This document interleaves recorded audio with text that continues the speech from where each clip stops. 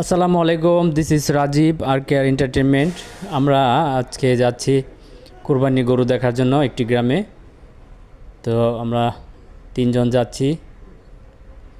এই হচ্ছে কুরবানির গরু ছিল, কিন্তু দামে পোষায়নি।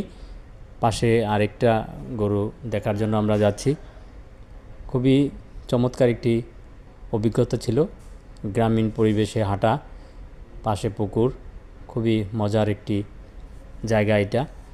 খুবই ওয়েদারটাও খুবই চমৎকার ছিল। এরকম গ্রামীণ পরিবেশ আসলে পাওয়াই যায় না, সব জায়গাতে এখন পাকা রাস্তা হয়ে গিয়েছে।